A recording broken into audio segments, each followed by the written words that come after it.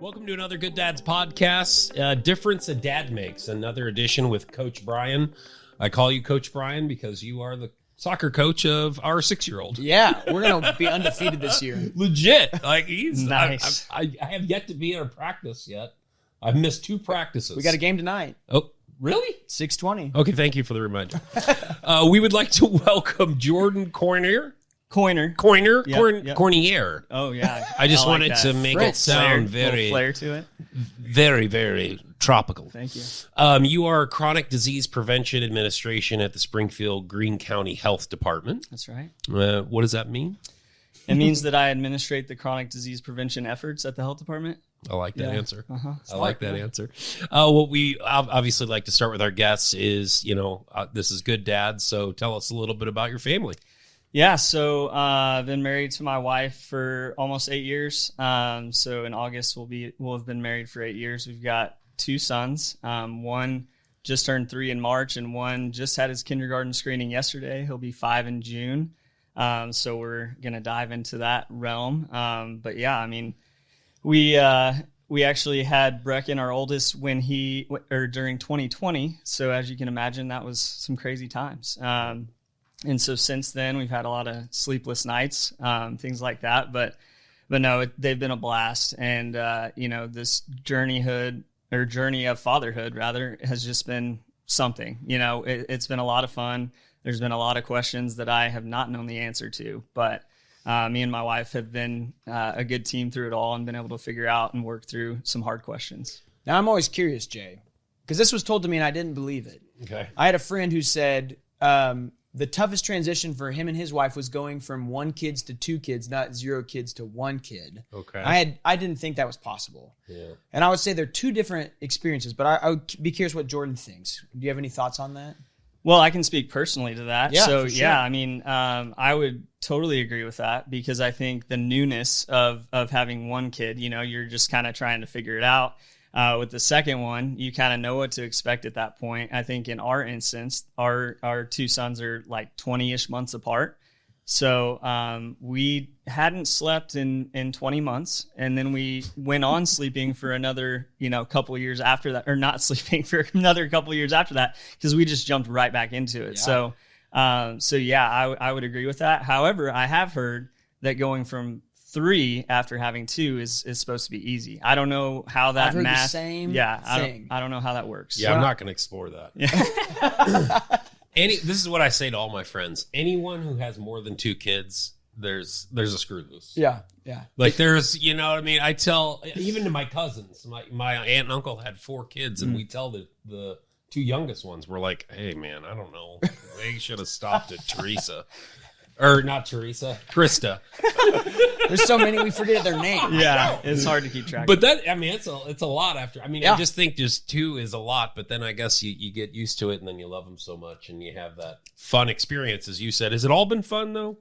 No, definitely not. I mean, like Thank you for being honest. Yeah, It's a pretty honest podcast. definitely not. Yeah. No, I'll be real with you guys. I mean, like I mentioned earlier, there's been a lot of tough questions along the way, right? Definitely don't have all the answers to those questions, and I think that's the hard part of parenthood. You're faced with those realities most days, right? You're faced with a new challenge, things like that, and you got to figure it out because they're looking at you, and you have to discipline and figure out the answers the best that you can to all those questions that you're faced with. So I think that makes it a challenge. That makes it difficult at times. But I think it also makes it fun. And I like a challenge. So I think that's... Okay, so what is one of the questions? What's one of the most challenging questions that maybe you weren't anticipating and you come, and I'm going to get to you next. Yeah. That you were like, I didn't know that we had to answer this question, or I don't know how to answer this. Yeah, I think, we were talking about it a little bit ago, the different phases that your child goes through. I think I had so many questions during those initial phases, when my kid was, a newborn, and then they get to a certain age, and, they progress so fast that those phases change so quickly. And so really you have one question where it's like, how do I change a diaper? And then how do I feed this thing? And then it's like, now all of a sudden they're learning to crawl. How do we keep them safe in our house? All those different things. So how once do we you have help them one sleep? thing answered, there's another thing. You're like, Exactly. okay, now Yeah. we're doing this. Yeah, I don't know exactly. what we're doing. What Yeah. about you, Brian? Well, I would say that same thing is like when you're expecting the first one, everything is a mystery. And so just like life, you have to experience it to understand it more. And so I was like, I remember asking the nurse when we were still in the delivery room. I was like, how do I actually do the diaper though? You know, because I'd never changed one. I was like, let me watch you do this. Yeah. And so she showed me. And then, when we got home and my wife was like, she's like, I don't know how this, nursing is going to work. So anytime that we have to get up to feed the baby and I just go ahead and change the diaper too. And so now we figured out we're just waking this poor kid up even more by like changing his diaper in the middle of the night, 2 or 3 times. So when we had Dorothy, the second one, I was like, we're not touching that diaper. That's staying on so that she can maybe fall asleep nursing again and we can go back to bed and get more sleep instead of waking this whole thing up. So, all the little things that are unknown, that's the hardest questions to answer and get the right answer to until you get in there and start getting your hands dirty. Literally with poop and Oh, yeah. Yeah, lots of that. very Lots of literal. that. So I'm going to go back what we talked about. Obviously, this is a difference Dad makes, and you work for the Springfield-Greene County Health Department. Talk a little bit about advocating for babies' health and specifically what you do every day. So tell us a little bit about that and what you do. Yeah. So, I mean, obviously when you're a new dad, I think the biggest thing that you can do is just have questions, right? Like be interested, be curious, and be willing to ask those hard questions that, your wife's just had a baby, your significant other has just had a baby. They may not be in a spot where they're, wanting to ask those questions. So I think it's really, being interested and willing to ask those tough questions to someone that you can trust, like your primary care provider or a nurse, right? What we do at the health department, we actually launched our Family Connects program last year. So it's just past a year old, but we have nurses that go into homes. So every family of a newborn in Greene County has access to our nurses that they'll come visit you in the home. They know what they're doing. They're a registered nurse. They have answers to those tough questions. And really, they will check on the baby's health. They will do a screening for parents to check on their mental health. They will find resources that could be helpful for you and help connect you to those resources. So that's what we're doing at the health department to really try and help advocate for baby's health and really everyone's health, like when it comes to just a whole family dynamic, because I think that's a lot of things that are overlooked. The parents are sometimes overlooked in that initial phase, right? Yeah. It's all about the baby. It's all about the baby, but that's an important factor too. Well, and I would think that you guys want to encourage the question asking because you don't want to have new parents that are like, I don't want to seem like I don't know what I'm doing or I'm ignorant or dumb of something. I'm like embarrassed. Yeah, Right, yeah. Oh, I haven't done my research or whatever. Like, Right. You got to ask those questions. That's the only way to know. Because if you just do something like this, I think this is the right way, then you're not going to know, right? Exactly. Yeah. And I think that's what, this podcast is all about too. It's like being willing to express, like we all said, we don't have the answers, right? It's hard to know the answers, especially with that first child. I mean, there are so many unknowns. There are so many questions that you're just going to have, and it's okay. It's okay to not know the answer. And that's where, being willing to ask the question to your primary care provider, to your nurse, to one of our nurses, and just, reaching out, I think is the biggest thing because, it's okay to not know. Yeah. Can you cry to these nurses? You can do whatever. Yeah. I let it mean, out. you can show Just- emotion. That is fine. Yeah. Watch the baby It's for an hour. I encouraged. need a nap. Let a good cry. Just, I've been crying in the closet by myself. Yeah, I want someone absolutely. to see it Yeah. and feel my cry. Right. you Yeah. know? I They get would it. respect that. They would respect that. Yes. This Good Dads podcast is brought to you in part by our generous supporters. This week, we'd like to thank the following: Table Rock Shores, Lorenz Plumbing, Heating and Air, Flint Rock Home Builders, Mr. and Mrs. Randy and Cindy McGinnis, Concepts by Design. Thank you to all of our sponsors. Visit our website at gooddads.com to learn how to contribute to the Good Dads mission. So this is one thing that, you bring something up, and we were kind of talking about just you talked about the unknowns, and we were talking about all these things that pop up. Here's something that I didn't understand before kids. Whenever I would hear people like, I want to leave and scream for a little bit, I want to get away from my child. Then I would hear like postpartum depression. Like, I don't want to be around the kid. And I'm like, what? Why? Yeah. I'm like, don't you love the kid? Like, I didn't understand that. Now I do. Yes. Now I understand that there's, exactly what you guys are talking about right now. Now I understand all of the big feelings. Yes. And not only, you bring up a good point, not only just for mom, dads too. And it's all of these feelings. And I think it comes from lack of sleep too. 100%. I mean, you're just not thinking right. So you have all these emotions. You're short with one another. You're short with family members. You're short with coworkers. Anyone that's around you. Those are the things that I just did not understand until, once again, what you were saying, the unknown. Until you do it, you know more about it, of all of these feelings.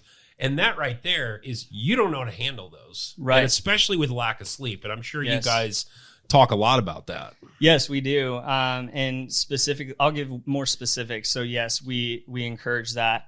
We actually have a page on our website called Mental Health 417. We've got a lot of resources just for mental health. But I'll also give a specific example.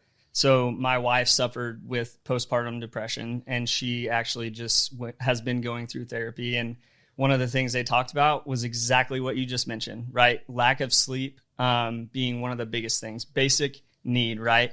Maslow's hierarchy of needs. Yes. So that's one of them, right? If that basic need is not being met, everything else starts to fall apart. You start to have a lot more questions, a lot more uncertainty, things like that. And it's funny that you mentioned the like going in another room, screaming, things like that. And she actually encourages that, right? Yeah. Like, rather than doing something to your baby that would harm them, do that, right? Like that, you need to release that energy, and that's healthy, right? That's healthy. So that was very eye-opening to me too, because I was like, well, we do all have those feelings at times. And am I a bad person for having those feelings? No, like it is natural to have those feelings, but knowing what to do with them, I think, is important. Yeah. It's really, really helpful. Have you seen, you're not alone, Jay. No, I mean, seriously, when I am like truthful whenever I say I learn just as much from these podcasts as you guys. Is your like, newborn I love to sit and listen and just understand more. So thank you, Jordan. Is your newborn a month? Is that 7 weeks? 7 weeks. So, and it's been getting a lot better, but there were those times where it was like, man, this baby's he is not happy. You can tell that he's not taking, the milk properly. He's, I know he's like, and we can't do anything. So you have all those feelings. You're like, I'm so sad I can't do anything. I know he's in pain. Then you're like, I'm tired of him screaming. I'm tired of doing the same thing. I don't have time for myself. I haven't put on regular clothes for over a month. Like, you're like, I don't feel like a human being. And I'm speaking on behalf of I'm not even saying me. I'm talking about my wife. And she's just like, I just kind of just want to go for a walk. And I'm like, please do. I know. That's what I'm here for. I think I took 10 days off work, and I talked to a friend, and I said, honestly, when I went back to work, it felt like I was getting a vacation, because home had become this kind of more stressor of an environment.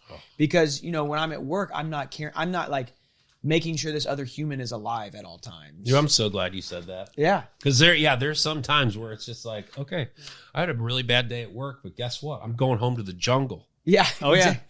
We have a 6-year-old and a 7-week-old, and it is crazy house. Yes. Like, I thought work was a tough day. So are there specific things like because especially with a newborn, the environment can be chaotic. Are there other things, like the nurses going to people's houses seems like the best invention ever. Right, right. Are there other things that you would recommend specifically for dads that are, you have this chaotic environment? Here's how you can make it be more calm, and here's how you can mom, right? calm yourself. Yeah. Sure. Yeah, I mean, I think that brings up a good point, because I think the biggest thing for me personally has been like, I've gone through phases throughout this parenthood, right? We're not quite 5 years into it, but I've gone through phases where I haven't prioritized taking care of myself, and that has a trickle down effect of how I'm able to show up at home. And so, taking the time to take care of my mental health, whether that be working out or going for walks throughout the day. And really one of the most powerful things for me is connecting with a buddy, talking to another friend of mine who is a dad as well, going through similar challenges. Going back to the mental health, right? It's just not being afraid to open up to somebody and talk about it, because when you do, you realize you're not alone, right? Yeah. And I think that's the biggest thing. Our mental health 417, we're all about just being willing to open up, being willing to talk, because that is what is so hard for men in particular to do, right? We don't want to show our feelings. We don't want to show, that we're having a hard time. And so I think that's just super important, and it's been important for me. But there again, there's some people, some men, some women as well, who need further help. And I think that's where getting connected to the right resources, and that's where, us as the health department can help do that. Yeah. I think that's what is really just identifying that too. Like if you're to a point where you need to see professional help, it's seeking that and being willing to do so. And I think, I think lots of times, I think men in particular don't like taking charity or help from other people. But in those times when you got newborns or families and things are chaotic, expand your village, right? Because whether you have family in town or not, use them, use your friends, use your neighbors. If you can get an hour, even to go grocery shopping, whatever it is, having someone just came over and hold the baby so you can take a shower is a big deal at some of those stages, And so this is the time of life to let people. Yes, let people help you. Like if there's any of the time, this isn't a weakness. You're smarter for doing it. You've thought about this. So if you can expand that village, like being with a buddy and talking, sharing those things, do that, because it's important that you're good so that you can go back into the jungle, right? And I used to think that as a guy, this is something I've always thought about, I was like, that's so selfish when people say, I need to take care of myself first. And I'm like, that sounds terrible. What do you mean? You're not going to take care of your wife and kids? But I mean, I obviously understand now. And I mean, coming from that kind of perspective, like it's, there was one EMT person that I talked to one time, and a firefighter, and they gave me this scenario of, and I think I may have shared the story on another podcast, but they gave me this scenario. They're like, if there was a fire in this arena, he goes, I'm running for that door. And I'm just like, well, that's terrible.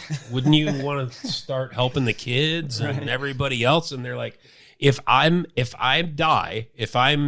here, I can't help anyone else. So I can't get out of the arena, assess the situation so I can help even more people. Right. It's almost the same scenario of like, if I'm not taking care of myself, I can't fully take care of my family. And I can't fully let my wife have time that she needs to whatever she needs to do or whatever she wants to do. Right. So I can take care of the baby and vice versa. So we all take care of each other. Yeah. But it's such a big thing that I honestly never personally understood it until rather recently. Well, and I would say dad's roles in children and family life has changed a lot in the last 50 to 60 years. And so dads are more involved than ever. But are you still seeing like moms are, I don't know, twice as involved as far as the children's health and doctor visits and well-being visits and stuff like that? Or is that still a barrier? Yeah, I don't have the specific data. I think that dads in general are becoming more involved, and we see that in the research that like when that is the case, the health outcomes improve, right? Shocker. But I think that's where it's like just having the voice, having the questions, having the interest to pursue that. That's where, the research shows that if you're willing to be invested in your kid's health, whatever that looks like, asking those questions, showing up to doctor's appointments, being a supportive dad before the baby's even born and helping with prenatal care, things like that, going to appointments with mom. All those show better health outcomes, both for mom and baby. You heard it here first. Professor, Dr. Superhero Jordan says dads need to be involved with children's health and children and the mom, right? I mean, whole family. Yeah. Dads should be involved. It matters, is what I'm getting at, does. Right? Yes, absolutely. Well, in this world of everyone has their own opinion on how the best health decisions for kids, how do we figure out how to go about that with the family dynamic? If mom wants something or parents say you shouldn't do that, or that's not how we did it when we were raising kids. How do you deal with those kind of different opinions? That's a great question. So one great resource that I would like to point people to is the American Academy of Pediatrics. So on that website, I think it's aap.org. Tons of great resources, research. So once again, have the questions, go seek it out. Don't just trust what someone says on TikTok or Instagram, right? I get mine from Facebook. Facebook, whatever just that random is. people in the community. And that, not to say they're wrong. They could be right. But why don't you go do your own research as well, right? I'm stubborn, so I don't have a hard time doing that. I go with the flow with certain things. But when it comes to like my health or my family's health, I like to dig in and get my hands dirty and figure out what do I actually need to know here. So that's a great resource. They actually have a subset of that website called healthychildren.org. And you can go and look at each kind of phase all the way up to like adult, young adult. So, I mean, each phase that your kid's going through, what health factors or health concerns might you have, and some research associated and some ways to help with that. So I think that would be one thing I would point people to, as well as just our health department Facebook page and website.